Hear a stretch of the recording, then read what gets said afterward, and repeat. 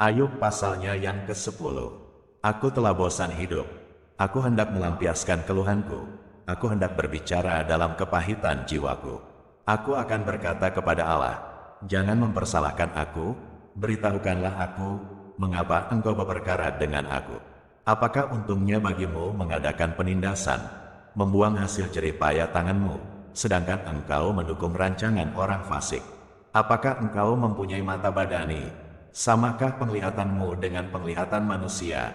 Apakah hari-harimu seperti hari-hari manusia, tahun-tahunmu seperti hari-hari orang laki-laki, sehingga engkau mencari-cari kesalahanku dan mengusut dosaku, padahal engkau tahu bahwa aku tidak bersalah, dan bahwa tiada seorang pun dapat memberi kelepasan dari tanganmu. Tanganmulah yang membentuk dan membuat aku, tetapi kemudian engkau berpaling dan hendak membinasakan aku.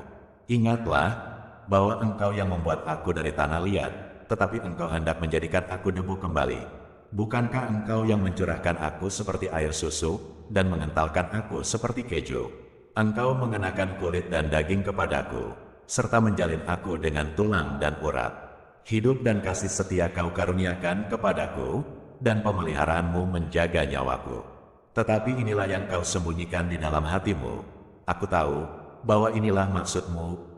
Kalau aku berbuat dosa, maka engkau akan mengawasi aku, dan engkau tidak akan membebaskan aku daripada kesalahanku. Kalau aku bersalah, celakalah aku.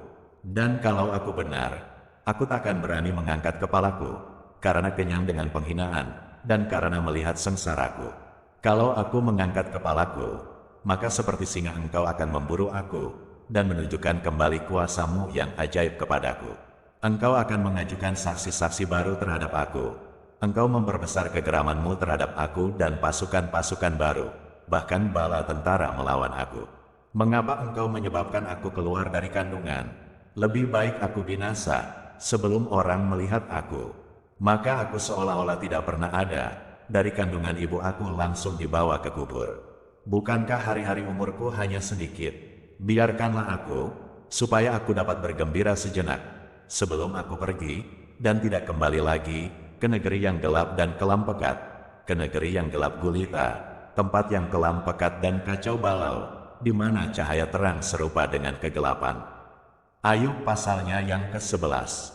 Maka berbicaralah Zofar, orang nama, apakah orang yang banyak bicara tidak harus dijawab?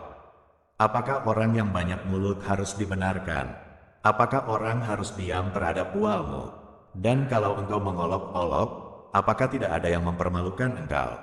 Katamu, pengajaranku murni, dan aku bersih di matamu. Tetapi, mudah-mudahan Allah sendiri berfirman, dan membuka mulutnya terhadap engkau, dan memberitakan kepadamu rahasia hikmat, karena itu ajaib bagi pengertian. Maka engkau akan mengetahui bahwa Allah tidak memperhitungkan bagimu sebagian daripada kesalahanmu. Dapatkah engkau memahami hakikat Allah, menyelami batas-batas kekuasaan yang maha kuasa? Tingginya seperti langit apa yang dapat kau lakukan? Dalamnya melebihi dunia orang mati apa yang dapat kau ketahui? Lebih panjang daripada bumi ukurannya, dan lebih luas daripada samudera. Apabila ia lewat, melakukan penangkapan, dan mengadakan pengadilan, siapa dapat menghalanginya? Karena ia mengenal penipu dan melihat kejahatan tanpa mengamat-amatinya. Jikalau orang dungu dapat mengerti, maka anak keledai liar pun dapat lahir sebagai manusia.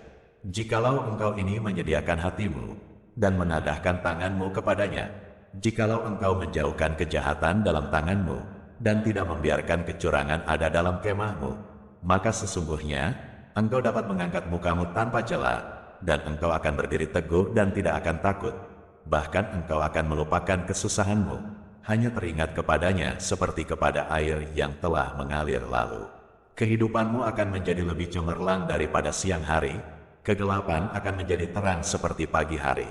Engkau akan merasa aman, sebab ada harapan, dan sesudah memeriksa kiri kanan, engkau akan pergi tidur dengan tenteram, engkau akan berbaring tidur dengan tidak diganggu, dan banyak orang akan mengambil muka kepadamu. Tetapi mata orang fasik akan menjadi rabun, mereka tidak dapat melarikan diri lagi, yang masih diharapkan mereka hanyalah menghembuskan nafas. Ayub pasalnya yang ke-12. Tetapi Ayub menjawab, memang, kamulah orang-orang itu, dan bersama-sama kamu hikmat akan mati. Aku pun mempunyai pengertian, sama seperti kamu, aku tidak kalah dengan kamu, siapa tidak tahu hal-hal serupa itu. Aku menjadi tertawaan sesamaku, aku yang mendapat jawaban dari Allah, bila aku berseru kepadanya, orang yang benar dan saleh menjadi tertawaan. Penghinaan bagi orang yang celaka, demikianlah pendapat orang yang hidup aman suatu pukulan bagi orang yang tergelincir kakinya. Tetapi amanlah kemah para perusak, dan tentramlah mereka yang membangkitkan murka Allah, mereka yang hendak membawa Allah dalam tangannya. Tetapi bertanyalah kepada binatang, maka engkau akan diberinya pengajaran, kepada burung di udara, maka engkau akan diberinya keterangan. Atau bertuturlah kepada bumi, maka engkau akan diberinya pengajaran, bahkan ikan di laut akan bercerita kepadamu.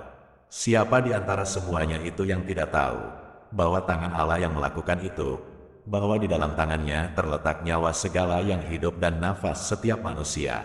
Bukankah telinga menguji kata-kata, seperti langit-langit mencecap makanan?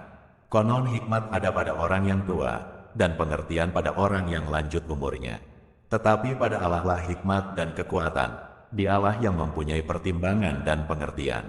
Bila Ia membongkar, tidak ada yang dapat membangun kembali. Bila Ia menangkap seseorang, tidak ada yang dapat melepaskannya.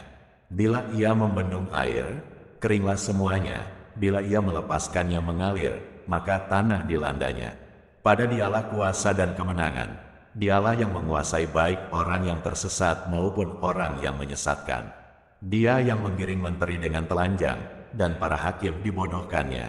Dia membuka belenggu yang dikenakan oleh raja-raja dan mengikat pinggang mereka dengan tali pengikat.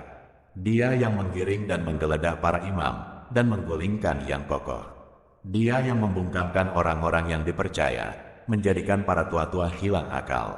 Dia yang mendatangkan penghinaan kepada para pemuka, dan melepaskan ikat pinggang orang kuat. Dia yang menyingkapkan rahasia kegelapan, dan mendatangkan kelam pekat pada terang. Dia yang membuat bangsa-bangsa bertumbuh, lalu membinasakannya, dan memperbanyak bangsa-bangsa, lalu menghalau mereka. Dia menyebabkan para pemimpin dunia kehilangan akal, dan membuat mereka tersesat di padang belantara yang tidak ada jalannya. Mereka meraba-raba dalam kegelapan yang tidak ada terangnya, dan Ia membuat mereka berjalan terhuyung-huyung seperti orang mabuk.